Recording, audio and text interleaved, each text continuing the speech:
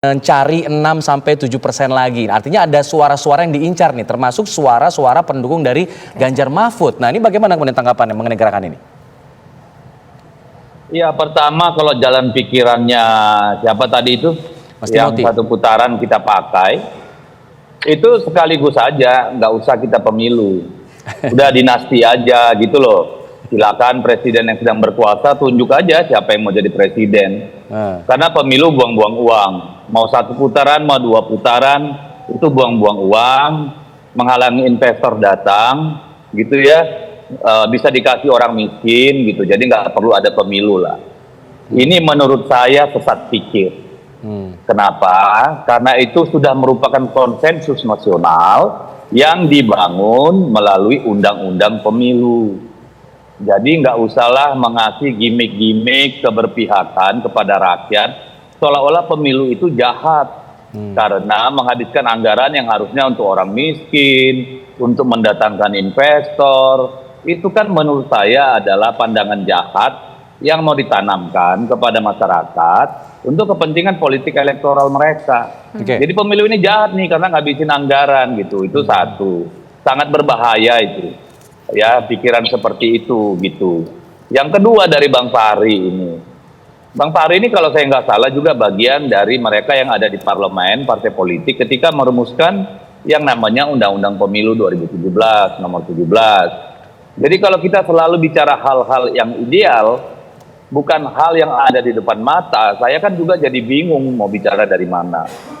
Apalagi ketika yang dia bilang salah dari awal itu, justru dia sekarang menjadi bagian yang menikmati daripada itu, gitu loh. Ya, jadi kalau saya memandang begini, kalau dari sisi kami satu putaran itu adalah bagian dari upaya membangun konsolidasi semangat.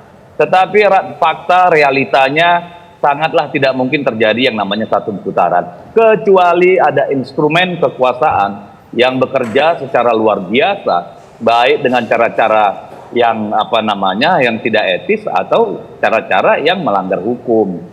Itu tidak mungkin. Dan kami memandang apa yang dilakukan oleh kubu paslon nomor 2 ini adalah satu bentuk ketakutan gitu. Karena secara logika seharusnya, ini logika orang kampung ini, elektabilitas Pak Jokowi dulu 2014, 2019 atau approval ratingnya yang sekarang, plus Pak Prabowo, harusnya hari ini sudah 101%, gitu loh.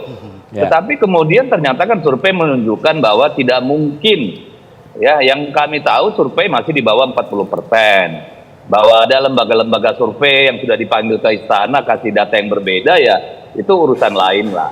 Tetapi data yang kita punya, ya, itu tidak seperti itu. Jadi kalau kami memandang itu buah dari ketakutan, dan ini adalah upaya untuk mendorong nanti instrumen-instrumen kekuasaan yang sampai hari ini sudah banyak terlihat bukti-buktinya.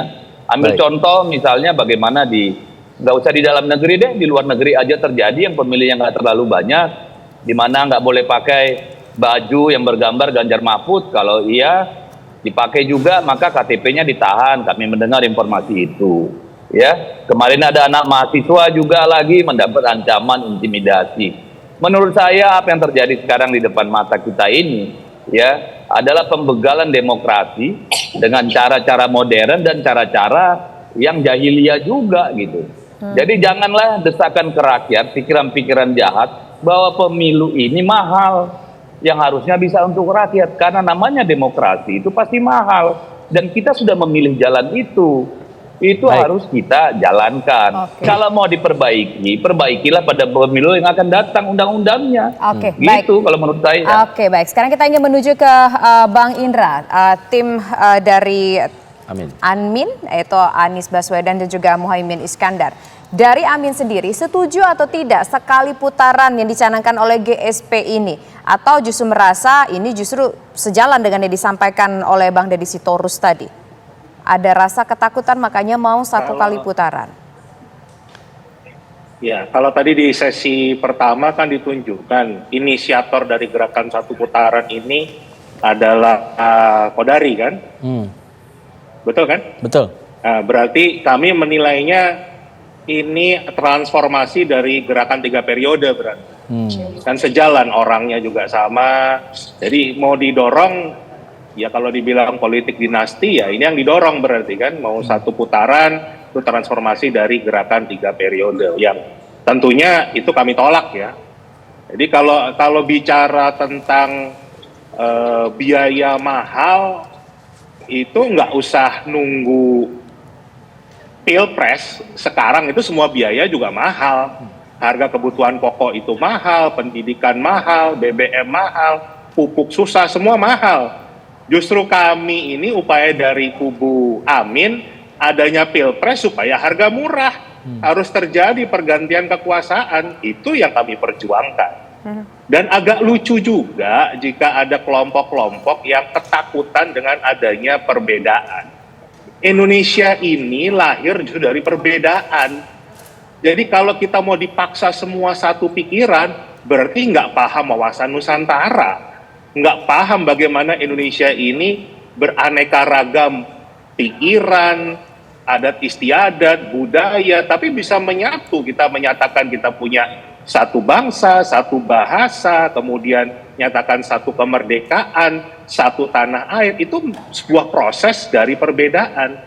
Jadi ngeri sekali ini kalau ada orang-orang yang terjun di bidang politik, tapi nggak memahami demokrasi, nggak memahami sejarah bangsa ini. Bahkan ada ketakutan kalau orang itu berbeda-beda pandangannya, jangan nanti ada bentrok. Loh, justru kita ini bicara ada sila persatuan Indonesia, sila ketiga, justru karena kita memiliki perbedaan. Baik. Ini yang saya takutkan malah disampaikan Mas Alfa tadi. Itu yang justru kami takutkan. Jadi gerakan ini jangan-jangan adalah upaya untuk mengganti aturan pertandingan di tengah pertandingan sudah dimulai.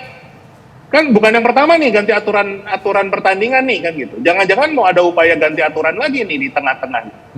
Itu yang justru kami takutkan. Ini kok bangsa ini jadi dipermainkan begitu saja demi mengakomodir kepentingan kelompok tertentu. Baik. Bahaya sekali ini untuk masa depan bangsa. Baik, gitu Mas. Mas Timothy menjawab tadi apakah ini memang tadi dibilang ini sesat pikir, lalu kemudian ini manifestasi dari gerakan 3 periode, atau memang ya apa yang disebutkan Bang Fahri tadi memaklumi karena ini apa yang jadi suara masyarakat. Ya kalau kami nggak bilang bahwa Pilpres itu nggak usah sama sekali ya. Justru bahwa kalau ada pihak yang bilang bahwa Pilpres atau pemilu itu mending nggak usah sama sekali, itu ya sesat pikir. Karena kan pemilu atau Pilpres itu adalah amanat dari konstitusi, harus dilaksanakan.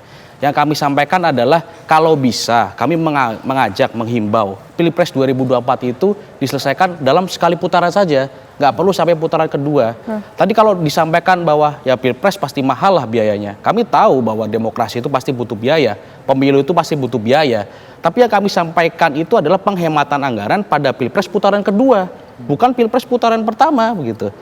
Kalau kita selesaikan Pilpres ini pada putaran pertama, maka putaran kedua tidak perlu dilakukan sehingga anggaran 17 triliun itu bisa dihemat untuk subsidi yang lain begitu. Tapi bukankah memang demokrasi itu membutuhkan budget, membutuhkan anggaran? Sudah menyiapkan bahkan. Betul, sudah disiapkan, bahkan APBN-nya sudah disiapkan begitu ya. Tapi kalau kami menghimbau, kami mengajak pada masyarakat untuk bisa menghemat anggaran yang mana nantinya bisa digunakan untuk kepentingan rakyat yang lainnya, kenapa tidak begitu? Kami kan sebagai masyarakat juga, kami hanya menyampaikan gagasan. Terserah orang mau setuju atau tidak, orang sepakat atau tidak dengan pemikiran kami, dengan argumentasi kami yang hemat waktu, hemat biaya, lebih damai begitu. Jadi terserah kepada masyarakat, kita kembalikan kepada masyarakat, apakah masyarakat setuju atau tidak dengan gagasan GSP ini begitu. Oke, gagasan gerakan sekali putaran, tapi paslonnya harus Prabowo Gibran. Catatannya gitu. Kalau itu kami melihat pada trend survei. Trend survei saat ini dari berbagai lembaga survei, yang paling berpotensi menang satu putaran itu adalah pasangan Prabowo Gibran gitu ya. Artinya apa? Hanya perlu menambah 6-7% suara saja, kita sudah bisa mencapai 50% plus 1 gitu. Dan kita ini kan melihat trend survei. Dan kita melihat bahwa hubungan Pak Prabowo, Mas Ganjar dan Mas Anies itu bagaikan bejana berhubungan. Kalau Pak Prabowo-nya naik, maka Mas Ganjarnya turun gitu. Karena dua tokoh ini. Jadi mau ngambil suara dari Ganjar Pranowo begitu ya? Ya kami menghimbau, mengajak kalau bisa, ayo kita bermigrasi.